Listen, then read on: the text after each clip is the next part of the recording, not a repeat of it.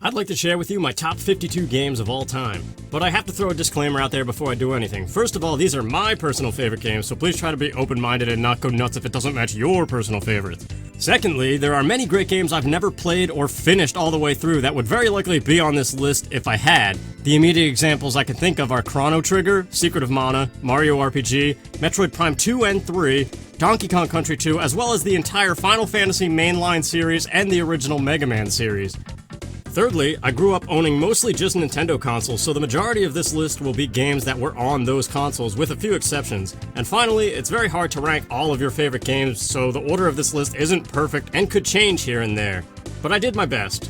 Alright, let's get started. Number 52, The Sims 3. I caught the Sims craze back in 2000 with the launch of the very first game, and I got the majority of the expansion, but then I missed out on The Sims 2, and then halfway into The Sims 3's lifespan, I decided to purchase it. The Sims series overall, or at least was, an incredibly addicting game, and The Sims 3, despite its many bugs and other flaws, remains as the best experience in my opinion. With a fully open world, detailed character traits, and some very cool skills and objects, this game can easily steal months of your real life away. My favorite expansion was the Island Paradise one, even though it's a laggy mess. The idea of scuba diving and driving speedboats and jet skis really opened up the standard game in my opinion, even if they are just new animations on top of the same sandbox game. Unfortunately, since it's essentially virtual dollhouse, I always feel kind of ashamed while playing it, and I've kind of grown out of it, especially since nowadays the series is pretty awful. Number 51, Mike Tyson's Punch-Out!, a timeless classic with the most addicting fight song in history right next to Eye of the Tiger.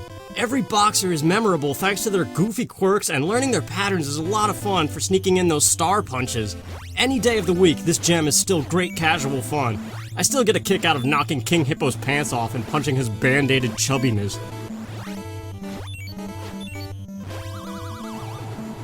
Number 50, Killer Instinct. The only traditional fighting game to make it on this list thanks to my general disinterest in the genre, Killer Instinct on the Super Nintendo trumps every old-school fighter with a unique combo system, memorable characters, and one killer soundtrack thanks to the legendary 90s Rareware. To this day, every character's biggest killer and ultra combo is embedded in my muscle memory, and some of those finishers are really awesome to watch. Sorry, but Street Fighter and Mortal Kombat have nothing on this game, because as the CD that came bundled with it would tell you, this beat is rare!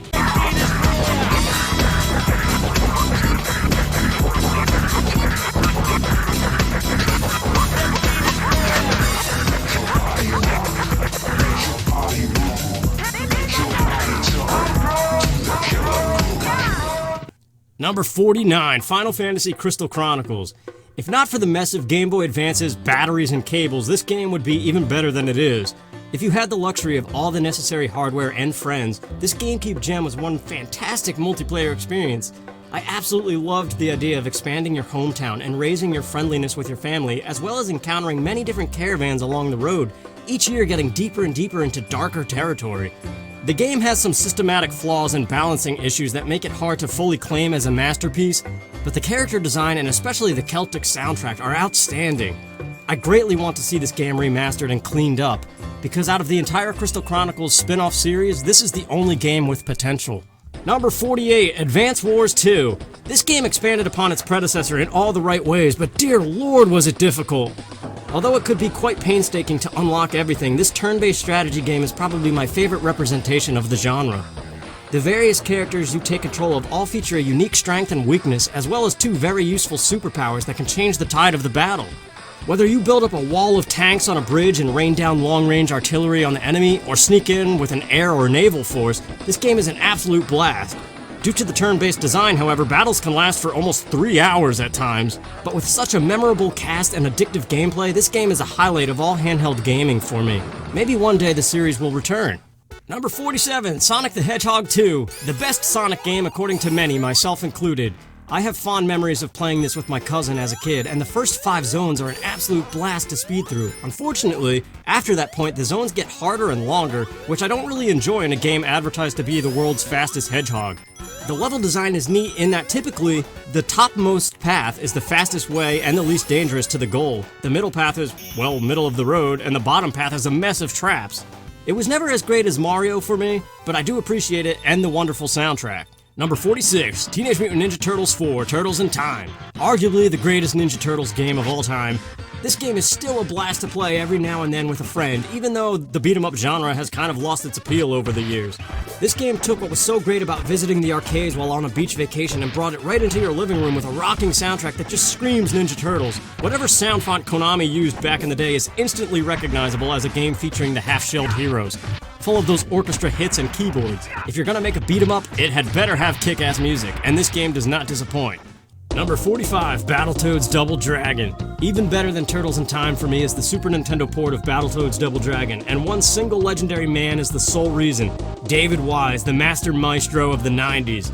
Another beat-em-up featuring rare, slimy green freaks with anvils for fists and huge feet, as well as the iconic Dragon Twins, hosts the most heavy rock display of the SNES sound chip, and to this day I still randomly hum that melody that's featured in both Stage 2 and 3.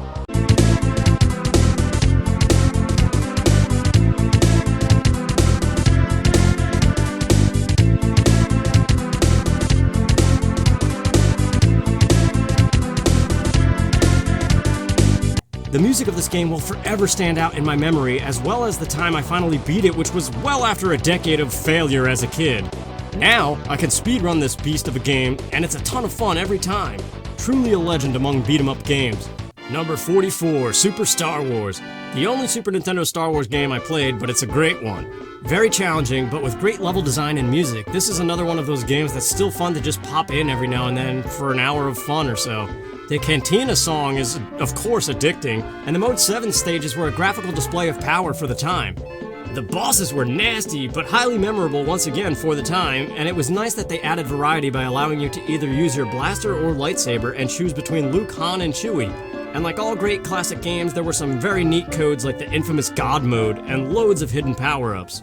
Number 43, Mario World 2 Yoshi's Island. Unique and strange, yet satisfying, Yoshi's Island is one challenging game that I spent months and months on as a kid. I appreciate the transformation of the traditional Mario formula, and once again, the excellent music. For as frustrating as the game can be, it's so gratifying to finally find all the red coins and flowers, and battling the big bosses was super rewarding, once again largely due to the music. It's definitely not the best Mario game, but it was great enough to start a whole franchise of its own starring the adorable dinosaur we all love.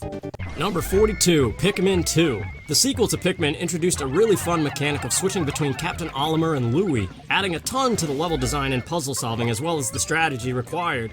This game is at least twice as hard as the original game, which can be frustrating at times, especially very deep down in those treasure holes.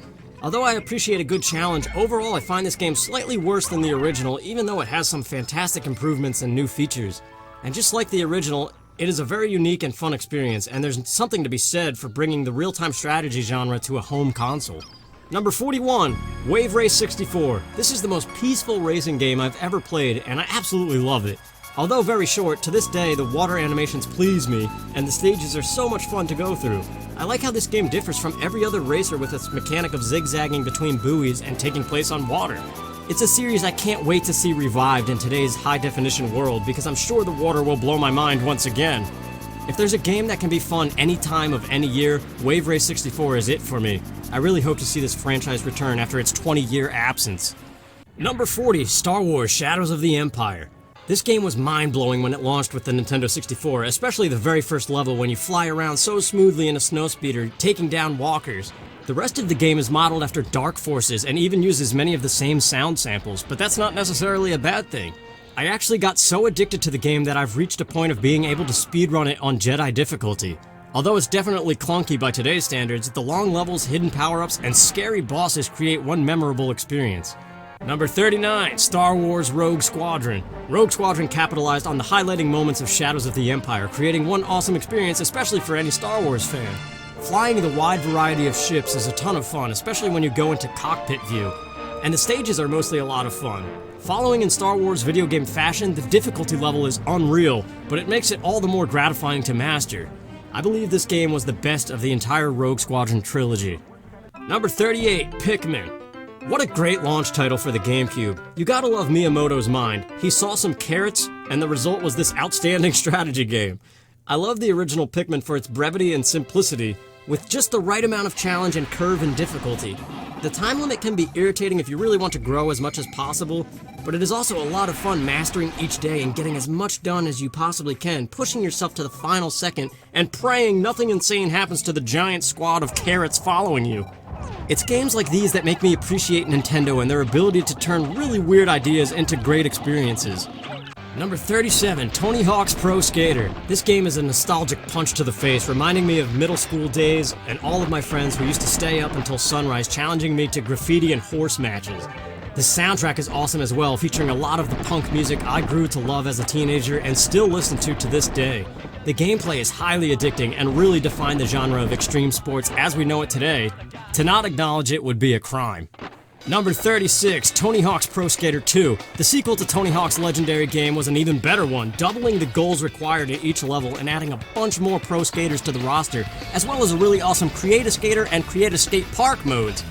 Once again, the soundtrack was awesome, and the level design was even better than the first game. To this day, I think this is the pinnacle of the Tony Hawk franchise. Number 35, Resident Evil Remake on the GameCube. Capcom spun gold when they decided to redesign their choppy PlayStation classic that defined the survival horror genre. Although the voice acting still sucks, it's definitely a lot better than the terrifying original. The lighting, shadows, creepy music, and jump scares to this day are hair-raising, and playing it blind for the first time is an experience I'll never forget. Although there aren't many zombies to shoot, the survival element is a lot of fun in itself, although maybe not the best for replay value. Although I say that, and the number of times I've replayed this game is staggering. There's just something strangely addicting about it, despite how many times you have to view the inventory menu and those door animations. Number 34, Final Fantasy Mystic Quest. Yes, this entry-level RPG that falls somewhere out of the real Final Fantasy mainline series and gets a lot of hate from gamers is one of my favorite games of all time. I never played any Final Fantasy or any RPG when I first was introduced to this game, and so I had nothing to judge it against. The result was an absolutely outstanding experience that I still enjoy to this day. Without a doubt, the highlighting feature of this game is its incredible soundtrack. The battle theme remains as one of my favorite video game songs ever, along with the final boss theme, Doom Castle, and well, really every song in the game. It's just amazing Super Nintendo rock/metal, and it sets the mood perfectly. The double bass kick and the drums blows my mind to this day that it's coming from the Super Nintendo's sound capabilities. I also greatly enjoy all the spells and weapons you obtain, the dungeons, and the bosses. There's really nothing like that feeling when the screen goes black and that boss song comes blaring in with a giant beast staring you down and dealing hundreds of hit points of damage. Despite what anyone says, this is a great RPG and one I still enjoy. Number 33, Harvest Moon 64. My favorite farming game ever, even better than Stardew Valley. I greatly want to see it remastered, as it could definitely use improvements in its mechanics, but the core game itself is addicting, charming, and just wonderful in every way. The little 3D models that look like junior Legos for toddlers, you know, those little Duplo blocks, the smiling cows, your pudgy dog, and the fact that you can shove grapes in a girl's face to win her affection is probably the greatest thing ever. The music is repetitive and the days are kinda too short, but there's still so much fun to be had growing the various crops, raising chickens, cows, and sheep, and trying to befriend the entire town and marry one of the 5 bachelorettes. There are a bunch of cool festivals and character events to look forward to, and although the programming and spelling are wonky, the charm outweighs everything. Number 32, Kirby's Adventure. The game that started it all for me. As a little boy, I used to watch my dad play the NES, and when I was 5 years old, I was finally able to do it on my own, and Kirby was my entire 5th year of life. The music is phenomenal and nearly makes me choke up whenever I hear it just because of those young memories. Not to mention the level design, bosses, and abilities are outstanding and set the bar for the entire Kirby series and 2D side-scrolling adventures as a whole. This one will always have a special place in my heart and is even fun to play to this day. Number 31, Fire Emblem Path of Radiance. The first GameCube Fire Emblem isn't as great as the very first Game Boy Advance game, but it is still great in what it does offer. The new beast tribes that can join your team offer an interesting variety to the combat triangle, and the story is very well done. I appreciate that support conversations between party members take place in the base camp before missions now, and are depending on how many missions they've been in together, rather than the prior way they did it, which was how many turns they spent adjacent to each other. The problem with this game compared to the Game Boy Advance titles is a lack of balance between party members, making many of the potential new recruits pretty much useless. Regardless, the story and gameplay are still excellent. Number 30, Time Splitters Future Perfect. The third Time Splitters game is chock full of humor and has a great story that's easy to follow along with. The difficulty of the story mode, arcade missions, and challenge mode is intense, but so much fun, as every single thing you do unlocks something. The character roster is massive and full of funny goons. Hey, you're no zombie! Yeah, I'm aware of that. And although the multiplayer isn't as fun as Time Splitters 2, it's still an addicting experience. The game remains as one of the final shooters that's modeled after the great GoldenEye and Perfect Dark, and for that, this game is just tons of fun. Yeah! Time to split! I'll get the next one. Number 29, Time Splitters 2. This game is just outstanding, and no matter what anybody says, carried the shooter genre at the time. Although the story mode is chopped together seemingly randomly and very hard to follow, the missions are insanely difficult, as well as a lot of fun. Anybody who has ever played this game has nightmares to this day of the Robot Factory on hard. The arcade mode and challenges are also incredibly difficult, but rewarding, once again, in that they unlock new characters, guns, and modes for multiplayer. The characters are all awesome and/or hilarious, and the multiplayer is the most addicting thing since GoldenEye and Perfect Dark. Capture the bag on Mexican mission with the Wild West song playing, or Virus in the nightclub, you name it, and the fast-paced fun is there. In addition to an outstanding multiplayer, there is a really cool map maker mode that allows you to design your own levels and even your own story scenarios with objectives. Messing around with that is a lot of fun and a great introduction to how game logic works. Time Splitters 2 is a huge package that to this day remains in the top tier of all first-person shooter games. And I've had a belly full of it. Number 28, Donkey Kong Country. Probably the most beautiful-looking Super Nintendo game. Rare's total overhaul of Nintendo's famous ape is one of the greatest masterpieces of gaming, with many thanks once again going to the genius David Wise for his unforgettable soundtrack. I spent so many hours roaming the jungles and factories of this game looking for every hidden room to achieve that challenging 101% completion. The difficulty of this game gets intense, and the ambiance of the graphics and music is just mind-blowing. The one spot I remember dying the most is in the very first snow level after the blizzard really starts coming down and you have to time those very fast barrel blasts. But the fact that every time at that moment the hair on my neck stands up says a lot about the atmosphere of this game. It's that very thing, the fact that a simple game on my TV can send chills down my body, that makes this game so outstanding. Number 27, Diddy Kong Racing. The greatest racing game of all time, even better than Mario Kart, at least to me. And no, this isn't anywhere close to the last Rareware game on this list. That studio was unstoppable back in the day and gave me many great moments in my childhood. Diddy Kong Racing is unique in that it combines adventure with racing, and that hub world is amazing. I spent so many hours just goofing around in it, trying to do flips in the tube off of waterfalls and stuff. As far as the racing, I think the mechanics are tons of fun. The zippers that boost your car, hovercraft, or airplane are extra special in that they grant double the effect if you let go of the gas just before hitting them, and for the entirety of the boost. The power-ups are great as well, and it's awesome that they stack up to 3 times, increasing in power with each new balloon. It's the perfect example of how simplicity can be perfect. You have an attack item, a drop item, and a boost item, disregarding the magnet power for now. The level design is excellent as well, and once again, David Wise delivers an unforgettable soundtrack you can't help but dance along to. I particularly love all the farting horns of Pirate Lagoon's song. With tons of hidden secrets and cool battle maps in addition to the fantastic fluid racing, as well as a highly memorable roster, this game is god tier of kart racers. The only bad thing is that the AI racers are a little bit too easy, even with the brutal AI cheat. And I really miss Bumper and Tip Top. My name's Bumper. Woohoo! Number 26, Metroid Prime. The first jump to 3D for Samus was a fantastic showing of the capabilities of Retro Studios.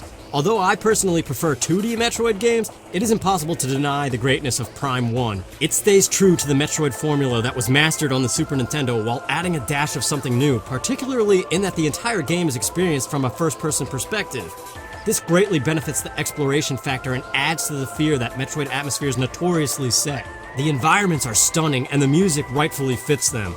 Although I find the movement slow and clunky compared to 2D Metroids, There's a reason millions of gamers hold the Prime series highly, and my first playthrough was quite an experience indeed. The music is the highlighting feature of this game for me, but the whole package is an experience worth having. And speaking of the music, do yourself a favor and type in the search bar Metroid Cinematica by Sam Dillard. It's a fan-made Metroid music album, rearranged as if it were to fit into a movie. And it's probably the most fantastic Metroid music I've ever heard, besides the original's tracks themselves. Number 25, Mega Man X. The very best of the entire Mega Man X series was the very first installment, thanks to its flawless soundtrack, memorable Maverick characters and names, and powers. To this day, I love replaying this game. It's fast-paced, a great listen musically, and challenging enough to never be stale. It's a shame the rest of the X series cannot reach the caliber of this game, but it's for that reason this gem claims the number 25 spot on my list. I mean, seriously, there's not a single bad song in this game. Number 24, Super Mario Odyssey. I had no idea where to put this brand new masterpiece of our favorite plumber, but compared to the competition, it fell to the number 24 spot. What's there to say about Odyssey? It combines the magic of 3D sandbox Mario with Banjo-Kazooie transformations, set to outstanding music. I grabbed this game on launch day and enjoyed every single second of it and did not have one single morsel of disappointment.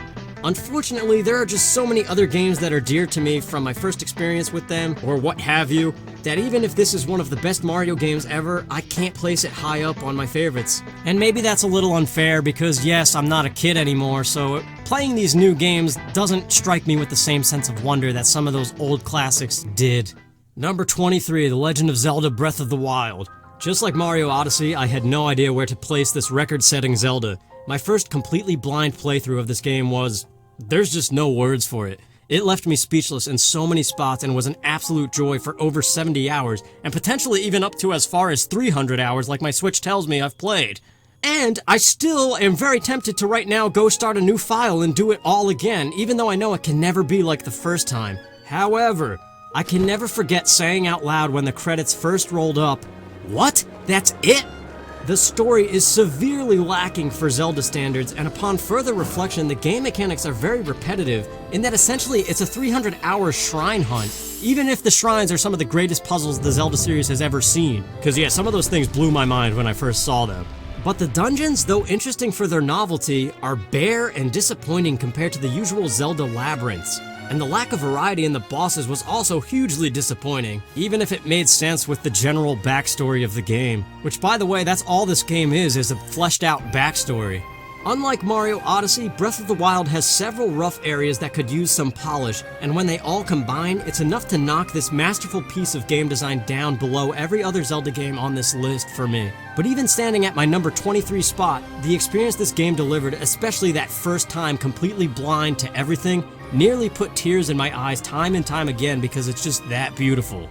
Number 22, GoldenEye 007. The golden shooter that changed console first-person shooter games forever is hard to neglect when discussing my favorite games of all time. Although it's clunky today and pretty bare bones, it's still an absolute blast and at the time created so many great memories. I'll never forget harassing my dad in the facility by having him try to figure out which bathroom stall I was hiding in and planting proximity mines in all the other ones. Those toilets are probably the most iconic toilets in all of gaming. The single-player missions are still fun to this day, and I can't express how much I love the objective-based missions as opposed to today's waypoint shooters. I love that increasing the difficulty meant that you must complete more objectives, not just making the enemies take longer to die. It's a system that greatly needs to return to the world of shooters because running from some start point to some finish point for like 20 minutes is just stale. GoldenEye makes it an arcade-like challenge by encouraging you to speed through the levels as fast as possible to unlock gameplay-changing cheats. Those cheats then completely alter everything and add tons more replay value to the already tons of replay value that's there. Go ahead and play your favorite mission with the golden gun, or infinite rockets. That's just excellent game design and the proper recipe for addiction. And I think the final fight with Trevlin is a very well done way of designing bosses in a first-person shooter game. That mission is still so much fun to replay over and over again to this day, even if taking 120 machine gun bullets to the face is unrealistic. Number 21, Super Smash Bros. Melee. The best Smash Bros. Game to date, in my opinion. Smash 64 was an absolute blast playing with my friends for the very first time, and it made the otherwise boring fighting genre of games fun again for me. But Melee expanded on it in every way, finally adding enemy characters like Bowser and Ganondorf to the roster, tons more stages, a fully orchestrated soundtrack if I recall correctly, unless I'm just remembering that CD that came bundled with it, and a beefed up single player with the addition of Adventure Mode and All-Star Mode. The event matches were unique and fun, as well as immensely challenging at times. The addition of the new side special and 2 new dodges for every character changed the entire way the game was played. And yeah, just so many hours of my life went into this game. And since every Smash Bros. Is basically the same thing, this is the only one that I'm including on this list. Number 20, Paper Mario: The Thousand-Year Door. The sequel to the first Paper Mario, in my opinion, contrary to the majority, is not as good as the original, but it's still an outstanding adventure. The dialogue is intriguing, engrossing, and funny, and the partners Mario gets are great as well. Some of the game chapters are stale, particularly Boggly Woods, and then like the immediate chapter following that, the Twilight Creepy Steeple one. But for the most part, they're all great with awesome boss fights at the end. My favorite chapter, I think, was the train one, because it was just really cool seeing those different colored train cars and talking to all the passengers. The improvements to the battle system are nice too, and there are just so many great moments along the way. It's excellent storytelling with memorable characters and fun challenges from a gameplay perspective. I can see why so many people think it's the best Paper Mario. It's definitely up there for me as well. Number 19, Day of the Tentacle. The best point-and-click adventure from LucasArts in my opinion. Day of the Tentacle does not have a single stale moment. It's packed full of jokes and outlandish settings, and it's just a joy to replay anytime. In fact, I make a point to do so at least once per year. If you've never played this game, I'd highly advise looking into it. It's a hilarious experience from start to finish, and there's not a single bad thing to say about it. If you don't get a kick out of pulling pranks on the founding fathers of America as a fat, heavy metal obsessed slob, you have no sense of humor. And once again, this game is short enough to just play anytime, and it's funny enough that it'll be great every time. And that's why it is so high up on this list, and is probably my favorite PC game of all time. Don't tell me you've got another design change for the flag. I've got another design change for the flag. Number 18, Metroid Fusion. This game terrifies me in the best way, taking after its grandfather, Super Metroid. Unlike that game, however, Fusion is a scripted action-adventure that allows for only slight deviation from the objective path. This ultimately is not as fun, but it doesn't kill the game. Being Metroid, the atmosphere is absolutely horrifying, and the fact that for the entire game you are being stalked by an enemy replica of yourself at full power, while you have none of your old abilities, just magnifies that fear. It's that feeling that I love about Metroid games and why this one climbed its way to the number 18 spot. The story is very good as well, and there are some very intense moments like when all of a sudden the entire power goes out in the space station, or when the whole thing is about to blow up due to a faulty boiler. The X-Parasites are scary in themselves in that they can morph into anything and bring it to life, with the sole purpose of killing you. The entire adventure is just one scary encounter after another, combined with traditional Metroid power-up progression and intense boss fights, all ending with an escape sequence. It may not be the best 2D Metroid, but the atmosphere is out of this world. Number 17, Fire Emblem Blazing Sword. The very first Western Fire Emblem was my intro into the series, and strangely my favorite out of all the ones I've played. Unlike Path of Radiance on the GameCube, this game has an excellent balance of all classes in the game, and no character is totally useless. Additionally, the stage design is very good, as well as challenging towards the middle and later sections. It has great replay value thanks to the 3 hero characters, Lyn, Eliwood, and Hector, all having their own story. The story of the game is incredible, with superb dialogue exchanges, and I think that, along with just the memorable characters, is why I think this is my favorite Fire Emblem game. The story really blew my mind when I first played this. I just wish it handled those support conversations in an easier way, but if you're a fan of RPGs and haven't played this, I highly recommend it. Number 16, Super Mario 64. My level of excitement for Mario 64 before I owned it remains unparalleled to this day. No game has ever excited me as much as this one. I rented it from my local video store at least 3 times and had it on my Christmas wish list. Then finally Christmas Eve came, and while I tossed and turned all night in anticipation, I could have sworn I heard a slight Yahoo! In the distance. I thought, could it be? And I ran into my living room, and what I saw left me in awe. There was my dad playing Super Mario 64, and he quickly jumped up and tried to block the TV with his body and yelled, "Get the hell to bed!" That's my favorite video game memory of all time, so I absolutely had to share it with you. We all know the very first 3D Mario is legendary, but even with so many great memories of it, I can only put it at the 16th spot of my all-time favorite games. In retrospect, the game is kind of empty, and maybe that's unfair because the N64 only had so much memory. But even some of the worlds are kind of irritating, particularly the final two, Tick-Tock Clock and Rainbow Ride. It will forever be a kingpin of nostalgia, but it's not my favorite game ever anymore. But back then, absolutely it was.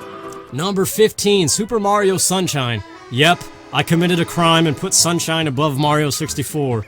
I personally just really love tropical environments and themes, so this game is just beautiful. Plus, due to the increased memory of the GameCube, there are a lot more NPCs to talk to and random objects filling up all the dead space, so every level feels full and alive compared to the vast emptiness of Mario 64. I love the balance of using FLUDD to conquer challenges, as well as the secret stages that strip you of that jetpack and force you to master traditional 3D platforming. The story progression surrounding the Shine Sprites was interesting as well. Everything from each individual Shine Sprite story to the constant news ticker that happens in Delfino Plaza, all once again making the game feel more alive than Mario 64. It definitely has its annoying spots, but overall I enjoy this game more than Mario 64, and as usual with Mario, the music is outstanding. Number 14, Super Mario Bros. 3. I don't know why all the Mario games are coming in back to back, but Mario Bros. 3 was one of my earliest gaming memories. My dad and I used to play it together over and over again, and that's a memory I cherish to this day. The various powers and really awesome castle stages propel this game to greatness. This was the first time a Mario game featured worlds with different themes as well, if you don't count the occasional desert or ice level in Mario Bros. 2. And it's these varied worlds that add so much to the game. Many people claim this game to be the masterpiece of 2D Mario, and it's very hard to argue that point. Number 13, Super Mario World. This game I once again remember through my dad. We saw it in a store while looking for a home stereo system for our living room, and my dad said, "Hey, that looks fun, let's get it." Yeah, my dad's a pretty cool dude. And so we did just that, and we went home and spent many days playing together, ultimately creating an experience more memorable for me than even Mario Bros. 3. The different worlds and castles of this game are just amazing, and Yoshi was such a great new element to the gameplay. The feather and cape to this day fill me with some weird childhood joy. It took many years to find all the hidden exits too, but they were so fun to search for. In a way, I greatly miss the days when 2D exploration was novel and mind-blowing, and this game is the highlight of those days for me. Number 12, Jet Force Gemini. Rare's obscure third-person bug shooter is one underrated classic I recently replayed and still greatly enjoy. The music is beyond outstanding and really adds to the atmosphere of the levels, and all of the weapons are a great deal of fun to use as well. I really enjoy the combined elements of adventure, shooting, and even arcade, as most rooms require you to destroy all the bugs before you can advance further in the level. Collecting the little teddy bear tribals can be annoying, but once you know where they all are, it's really not that bad at all. The overall experience and ambiance of this game is excellent, and although the gameplay is mostly the same from start to finish, somehow it doesn't get stale. It's just another great example of 90s Rare polish. Number 11, Banjo-Tooie. I never owned the first Banjo-Kazooie and only played snippets of it, but many agree that Tooie improved on it anyway. This game is probably the absolute must-experience game of all of Rare's work. The sandbox level design, beautiful and varied worlds, kooky objectives to earn jiggies, and ingenious arsenal of moves between both Banjo and Kazooie create one of the most outstanding collect-a-thon adventures of all time. The hilarious dialogue is just icing on the cake, even if the gibberish noises can get annoying. I'm feeling the itch right now to replay this game as we speak, because it's been a while for me, and the worlds are just that amazing to explore, even when you know what's coming up. And of course, you can't forget to mention the uniquely funny and genius music of Grant Kirkhope. Number 10, The Legend of Zelda Wind Waker.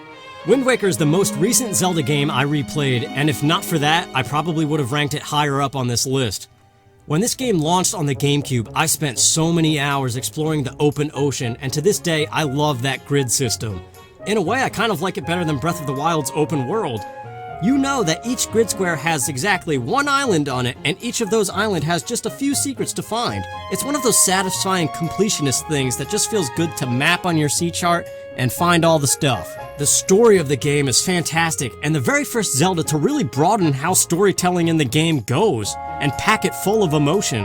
The opening is unforgettable with Outset Island's just absolutely outstanding song, and Errol happily lending you her favorite telescope for your birthday just before getting kidnapped. The big story moments of the game are all amazing, with the descent to a grayscale Hyrule that pays homage to Ocarina of Time being the standout moment for me. Unfortunately, the dungeons and bosses are all kind of bland, and there's not that many of them. When you factor in that that's a huge part of what Zelda games are, it's kind of a big flaw. And it was the standout sore spot for me when I just very recently replayed this game. I really only sort of liked the first 2 dungeons, and the other ones I don't really like that much. The game is still pure magic to me though, especially due to just the immense charm and the music, even if it's not the best of the best 3D Zeldas. Number 9, The Legend of Zelda Twilight Princess. Twilight Princess took how Wind Waker told its story and made it even better, combining the dark mood of Majora's Mask with the heavy emotion of Wind Waker. Midna is such a well-written character with an outstanding story arc, and Zant is quite a haunting figure for the entire adventure as well. The contrast between Twilight and Light is beautifully done, and at the time Lake Hylia took my breath away. It's that one Zelda location that I always look forward to, again because I have this obsession with water and tropical stuff. There are so many dungeons in this game as well, and most of them are excellent labyrinths, balanced in complexity and fun factor. The boss fights are absolutely stunning as well, even if they pose absolutely no challenge. The first time I mounted that eel in the Lakebed Temple and stabbed the hell out of its eye, I was like, yes! Some of the items are a blast to use as well, particularly the double claw shot and the spinner. Unfortunately, most of the items are used only for that one dungeon you find them in, and not very much afterward. Twilight Princess remains as the most spectacular portrayal of Ganondorf as well, with one amazing lore cutscene and such a well-done encounter moment towards the end of the game. The horseback battle made me so happy at the time as well. The kids from Ordon Village all play a great role in the story, especially Colin, and for this I absolutely love this game. There are so many emotional cutscenes that I often forget how long this game actually is, in between the story moments, because I only ever remember the near-flawless story. I greatly adore this game for its unique mood that once again the soundtrack greatly complements. Number 8, Paper Mario. The first Paper Mario is my all-time favorite. It captures the magic of Mario beautifully, even if some may call it cliché. Unlike the desolate settings of the Thousand Year Door, Paper Mario 1 is bright and colorful with outstanding music to complement it. The entire thing screams nostalgia for anyone who's ever played any Mario game, and the partners you obtain are great personalities. I love all of the chapters and find them more varied than the Thousand Year Door, even if they're your typical Mario setup. You know, you have your grassy land full of Koopas, your desert world, a haunted forest, tropical island, snowy land, and so on. But all of them are so beautifully done with amazing music that it's impossible to hate on. Toad Town is so cheery that it almost feels like home in a way, and it's always pleasing to go visit Mario's house in between chapters. The story is great as well, even if it's your typical Mario vs. Bowser who somehow got an item from Kirby's universe. There are just so many great characters and environments set to excellent music that I find this game to be one of the best adventures I've ever played. Number 7, Kirby Superstar. The best Kirby game ever stands tall on my list of favorites. The game advertises itself that it's 8 games in ones, even if these games are all essentially mini-stories of the same game. They're all charming with catchy music only Kirby games can deliver, and the enemy powers available and how detailed their movesets are really make this game shine. The ability to summon a computer helper or second player to help adds to the fun too. The level design is fantastic, and there's really nothing to say other than this is the Paramount Kirby experience. The best of the 8 games to me are Milky Way Wishes, Revenge of Meta Knight, and the Great Cave Offensive. Milky Way Wishes turns the Kirby formula on its head by removing Kirby's ability to copy enemy powers, and instead he has to find the ability hidden within a stage, at which point it then becomes permanent and accessible at any time you want it. This is the most fun mode in the game to me, and it definitely helps the multiplayer by allowing player 2 to be whatever ally he wants to be. The storyline of Meta Knight's Revenge is very well done with outstanding music to accompany the climactic moments. And the Great Cave Offensive is probably the most challenging treasure hunt and is therefore rewarding to complete and loads of fun to explore. I still enjoy playing this game to this day above any other Kirby game. Number 6, Star Fox 64. This game blew my mind in 1997, especially with the rumble pack hooked into the controller. The voice acting and constant dialogue really added to the experience and created a sense of exploration over top the on-rails level design. The story of the game is compelling too, if you forget for a moment that it's been repeated about 1,000,000 times at this point. But the highlight of this game is the sheer number and variety of levels, fluid controls, and unforgettable bosses. No other Star Fox game to date has had as many full-length levels of completely different variety as Star Fox 64. And the replay value is through the roof, thanks to various branching paths you can take and a greatly encouraged high score system. For me, replaying these missions somehow never gets old, and mastering how to take down every new squadron that appears on screen for the highest possible score is a ton of fun, even if it completely destroys your wrists. The game may be cheesy, but I will quote it until the day I die. In fact, I'm pretty sure I do say at least one quote every day while driving, whether I realize it or not. This is the game that made Star Fox such a beloved franchise for me, and I greatly hope to see it come out of its stale days of late. Number 5, Perfect Dark. My favorite first-person shooter of all time that I still believe hasn't been topped. Perfect Dark took everything great about GoldenEye and made it twice as good. The multiplayer introduced AI simulants, so you could still enjoy the addicting multiplayer mode even without anybody else to play with. Every single gun in the game featured a unique secondary firing mode, many of which were sheer genius, like the laptop gun's ability to deploy as an autogun, or the Slayer's fly-by-wire rockets that you could steer through the entire level. King of the Hill mode remains as the best portrayal of that mode in first-person shooters to date, setting entire rooms as the hill that needs to be protected rather than a mere circle in the middle of nowhere, kind of like the Halo series treats this mode. This story is a very well-written sci-fi conspiracy tale with pretty good voice acting for the time, considering it's just in-house Rare developers. I assume you don't have a problem with that. The missions are all insanely challenging, but immensely addicting and well-designed, taking after GoldenEye's objective-based model. Once again, speeding through the levels in arcade fashion is encouraged, as there's more than double the amount of GoldenEye's cheats to unlock. You can also play the story mode with a friend in co-op, or have them try to stop you in a unique counter-op mode. This game was leagues ahead of its time and set the standard for every shooter to come, and most of them never even attained the heights of this game. I could go on for years, but I have other videos for that. Strangely, this game accidentally fits its title because it's so very close to perfect, even to this day. Number 4, The Legend of Zelda: Ocarina of Time. The most highly acclaimed Zelda game of all time is a standout memory for me right alongside Mario 64. This is another game that my dad just couldn't help himself on Christmas Eve 1998 and started playing while I slept. I awoke the next day to a file called Dad, and my father excitedly talking over my shoulder telling me where I needed to go. Just like how Breath of the Wild changed everything today, Ocarina of Time took us all by storm back then.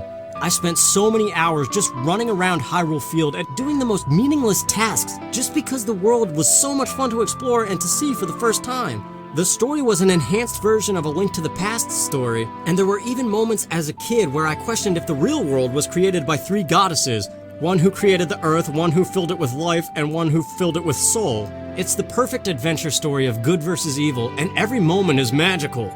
The dungeons are all a lot of fun with some really cool bosses, and the contrast of Child Link's world and the Ganon Run world 7 years in the future was beautifully done. With a nice amount of side quests on top of the outstanding story, this game had it all, even if in retrospect the NPCs were all kind of flat if they had nothing to do with the main story. This game may be the one video game that captivated me like no other game, movie, or book ever has. It was essentially escaping into a different life, and that's why it is so high up on this list. Number 3, The Legend of Zelda: A Link to the Past.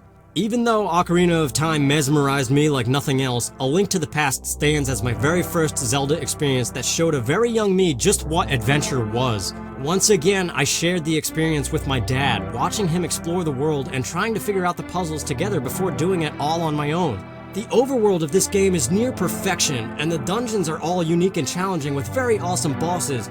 There's a certain magic to 2D games as well, almost as if that extra dimension is left to your imagination, which is usually capable of producing an amazing image that no artist could even come close to rendering in a 3D world. As a young boy with no knowledge of 3D, my imagination ran wild and made what you see on screen even better than it is.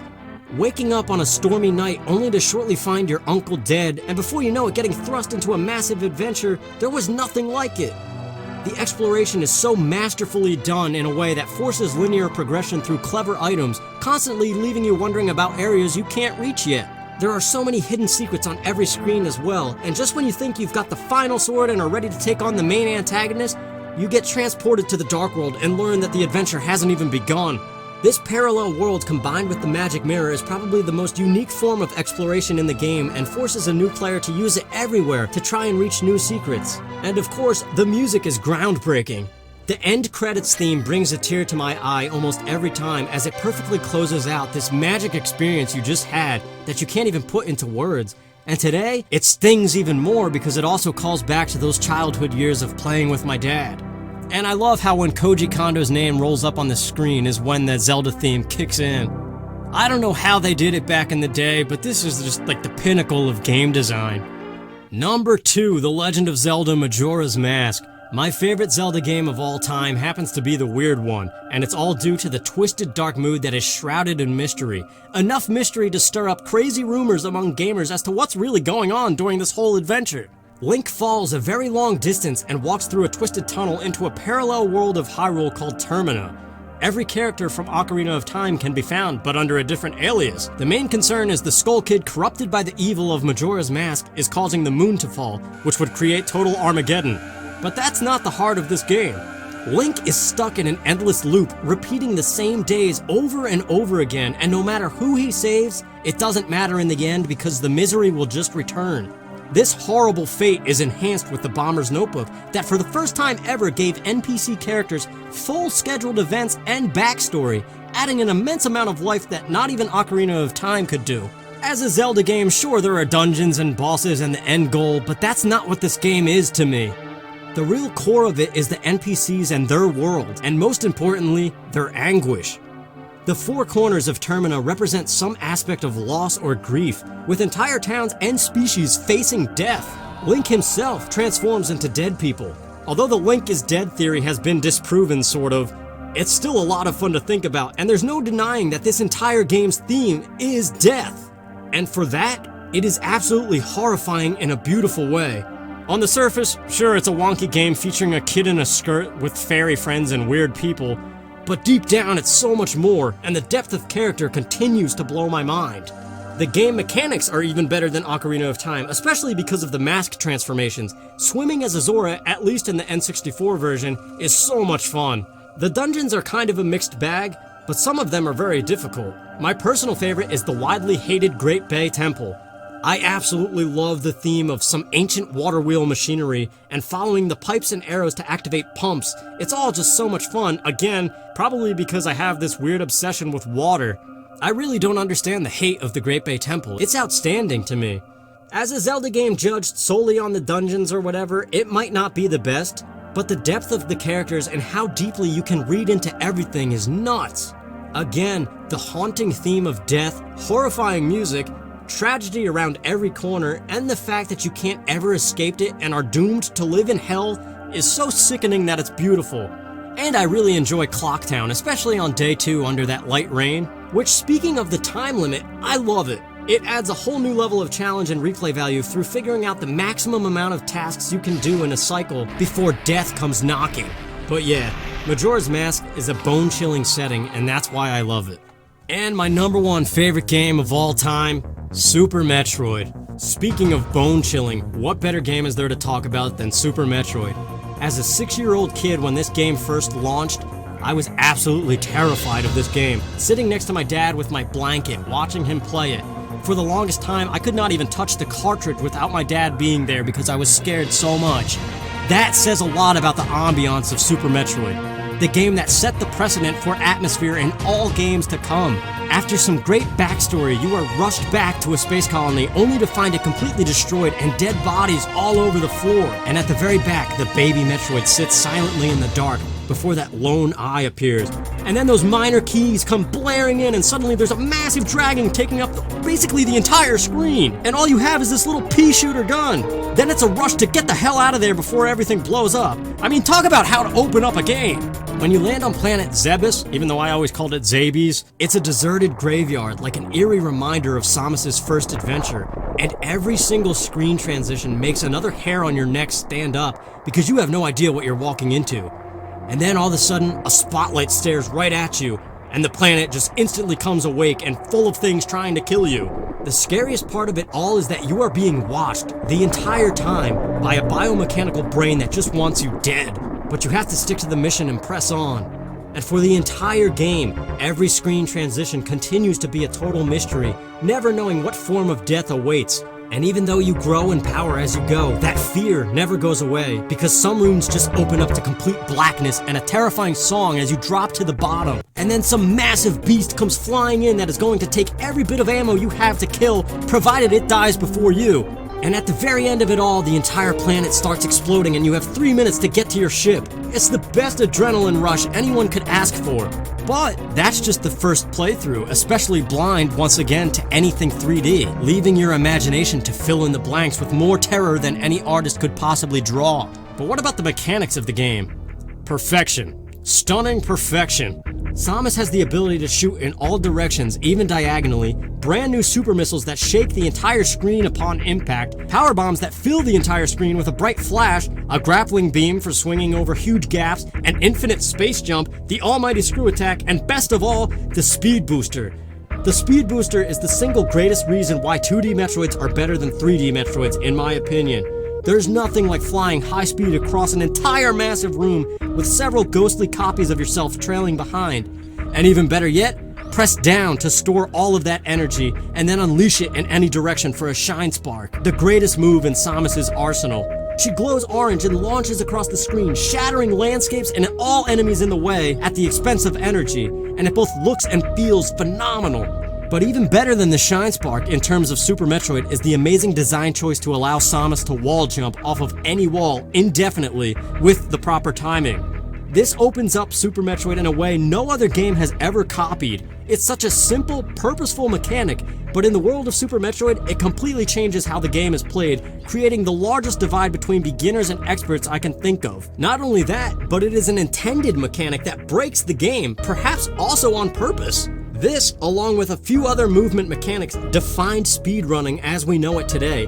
Super Metroid is the preeminent game for sequence breaking, thanks to brilliant world design and these movement mechanics. It is still unknown how much of it the developers intended and what was just accidental greatness, but essentially the very linear game can be transformed at any given moment into non-linear, done in any order that you desire with just a few limitations. It is the earliest game I know to be truly open world in that sense. But even when played in a linear fashion, there is a particularly beautiful moment after defeating Ridley where you circle back through Brinstar and Criteria in a perfect loop, picking up all the remaining power-ups that you couldn't access before. The world is designed so flawlessly that it all flows together like that, just so smoothly. The fact that no other Metroid game has been able to replicate this level of perfection in terms of routing and progression shows just how brilliant the design is. You can't help but wonder if it really was just an extremely lucky accident to get it this perfect. Whether you're descending the elevator into Brinstar, enveloped in green plants, trembling for your dear life as you enter the haunted wrecked ship with its subdued and eerie music, also trembling for dear life in the watery depths of Meridia as each screen seems to get darker and darker, or my personal favorite, descending further and further into Lower Norfair, the very depths of hell, with each screen more and more decorated by statues and bangs on the ceiling as the music climbs and climbs to a climactic chant over top a pounding drumbeat, truly indicating that you are approaching something terrible. The atmosphere of this game will blow your mind. I'm just extremely grateful that I experienced it young and before games went 3D, because I have a feeling that would lessen the effect of the game. And for that, I feel very sorry for all the newer generations who already know what 3D games are. Because my first experience with Super Metroid was by far the most memorable and impactful of every single game I've ever played, and to this day, it remains a versatile masterpiece of game design, fun to speed through at any time. I don't know if a perfect game exists, but this game comes damn close. So there you go, those are my 52 favorite games of all time that made me the kind of gamer I am today. I hope you got some enjoyment in listening, and thank you for listening. I'm Bill from Good Old Days Gaming, and I'll see you around in the future. Take care.